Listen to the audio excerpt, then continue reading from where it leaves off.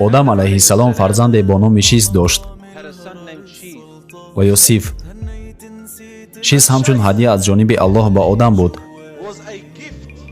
ҳатто маънои номи Шис худ ҳадия ва ё ин ки инъом мебошад. Аллоҳ Шисро ба одам алайҳиссалом ато мекунад баъди кушта шудани фарзандаш бо номи Ҳобил. Ҳобил фарзанди ботақво буд, бандаи солеҳи Аллоҳ буд. Одам алайҳиссалом бисёртар ба Ҳобил дилбаста буд. вақте ки одам Ҳобилро аз даст медиҳад, бисёр ғамгин мешавад. аз ин рӯ Аллоҳи мутаол баъди Ҳобил Шисро ато мекунад, ки ӯ на танҳо фарзанди ботақво, балки паямбар ва расули Аллоҳ мешавад. одам алайҳиссалом ӯро Шис ном кард, азбаски ӯ ҳадия ва ё инъом аз ҷониби Аллоҳ буд. Шис ба падараш бисёр наздик буд. ӯ дастуроти падарашро иҷро мекард ва аз падараш илм мегирифт. ӯ ҳатто ба бародаронаш, ба бародарзодаҳояш ва дигар хешовандони дуру наздикаш ёдовариҳо мекард. одам алайҳиссалом то дами зинда буданаш ба мардумон оғози офаринишро ёдоварӣ мекард, зеро дар он замон чизи дигаре набуд ки оидаш ба мардум ёдрасӣ бикунад. оиди ибодат кардан ба Аллоҳ ва оиди чӣ ваъда додани шайтон ба Аллоҳ ва ба ин монанд чизҳоро нақл мекард. инак баъди оне ки одам алайҳиссалом вафот мекунад, Шис ба фарзандони одам ҳокимӣ карданро оғоз мекунад. ӯ одилона ҳокимӣ мекард мутобиқи шариати Аллоҳ. ӯ дар байни мардумон ягонагиву муттаҳидиро барқарор кард. бо вуҷуди ин шайтон ҳилаву найранг ва андешаҳои бадашро идома медод. аз тарафи дигар Қобил ва насли ӯ дар рӯи замин афзоиш ёфтанд. адади онҳо аз адади одамони Шис зиёд гардиданд. яке аз фарзандони одам алайҳиссалом бо номи Қобил ва ё Каин феъли бадкина ва душманона дошт. ӯ хасис ва мутакаббир буд ва бисёр хислати дурушт дошт ва бо ӯ ҳамкорӣ кардан бисёр кори мушкил буд. ва ӯ чӣ кор кард? ӯ хост ки аз дигар наслҳои одам дур шавад ва дар макони хело аз дигарон дур зистанро идома дод. одам алайҳиссалом то дами марги худ бо Шис ва бо дигар фарзандонаш дар мавзеи кӯҳии зиндагиро идома медиҳад. вале фарзандаш Қобил бошад, хост ки ба ҳамворӣ бикӯчад.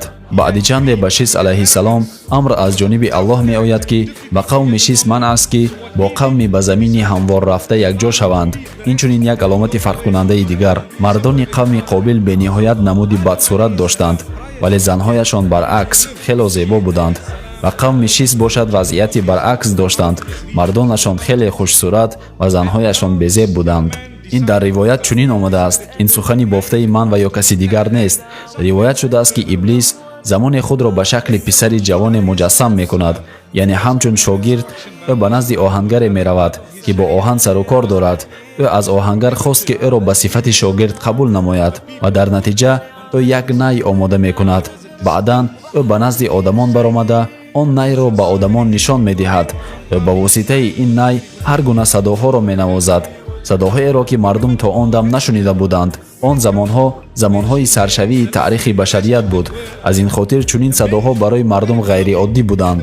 баъдан шайтон нақораи калоне сохта ба он заданро оғоз кард.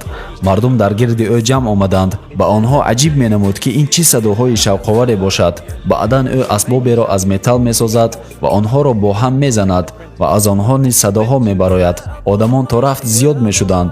баъдан ӯ карнай месозад ва ба он пуф мекунад ва аз он низ садоҳо мебарояд. одамон боз ҳам зиёд шуданд.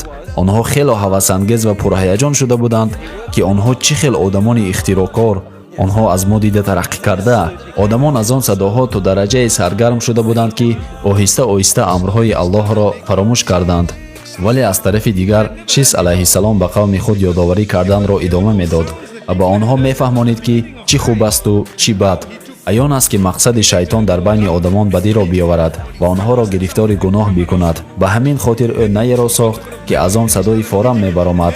гуфта шудааст ки вақте ӯ ба одамон садои форами найро нишон дод, одамон ҷисмҳои худро баробари зарбаи садои най меҷунбониданд. ва воқеан то чанде мусиқӣ шиддатнок бошад, бадани шумо ҳамон қадар бо шиддат ҳаракат мекунад. инак онҳо рақсиданро оғоз карданд. ҳамин тавр шайтон мусиқӣ ва асбобҳои мусиқиро ба ҷомеа ворид кард ва ба ин восита ӯ одамонро идора карда метавонист. одамон ҳатто барои худ рӯзи айшу ишратро барқарор карданд, бегоҳи шанбе. ҳайратовараш дар он аст ки ин одат то замони мо омада расидааст. дар ин рӯз одамон ҷамъ мешуданд, онҳо асбобҳои мусиқиро гирифта менавохтанд ва дар гирди онҳо дигарон ҷамъ мешуданд. баъдан онҳо баданҳояшонро ба ҳаракат медароварданд, мерақсиданд, мепариданд.